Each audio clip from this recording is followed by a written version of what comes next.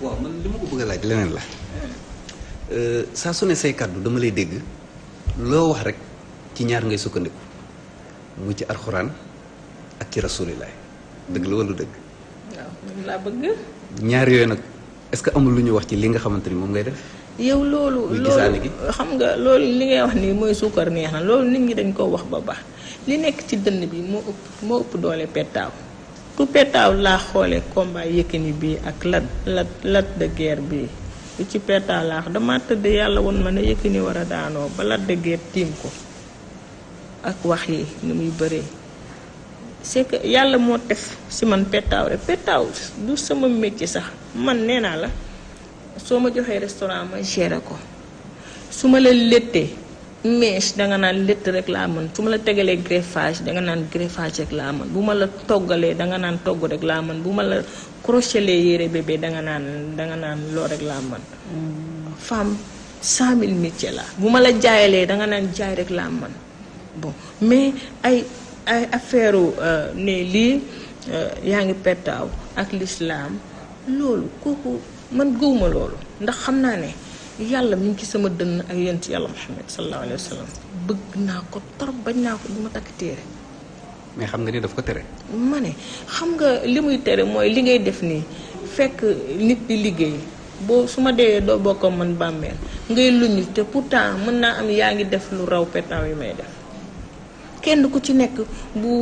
jëfe woon la yonent bu waxoon yéefari qul yaa ayyuhal kaafiruuna laa a'budu ma ta'buduuna wala antum aabiduuna ma a'budu wala ana aabidun ma abadtum wala antum aabiduuna ma a'budu lakum diinukum waliya diin bu ñu def doxale woon noonu kenn ku ci nekk di nga gudd fan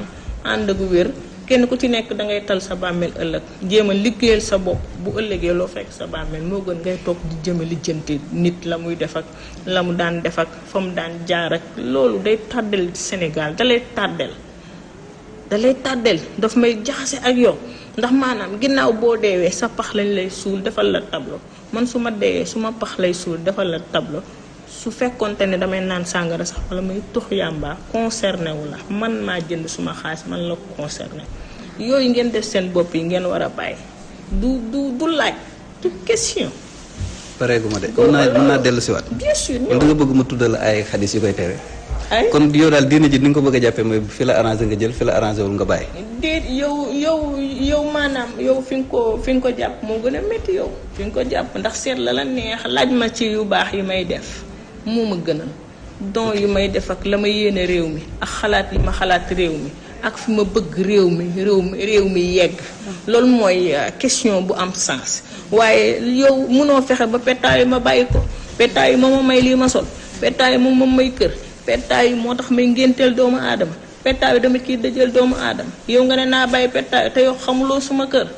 est-ce que bu ma dee la ma yàlla di fayee yow la koy jox non gëwuma loolu laaj ma lan laay yéene dëkk bi lan laay yéene Sénégal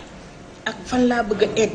moo ma ëppal important li nekk sama bopp bi ak sama xol bi ma génne ko su ma ko amul dina am ñoo xam ne xëy na am nañ ko te amuñu woon possibilité def loolu ñu def ko question boobu moo ma gën a. kon da ngay œuvrer ci social lu ci waaw bëgg naa ko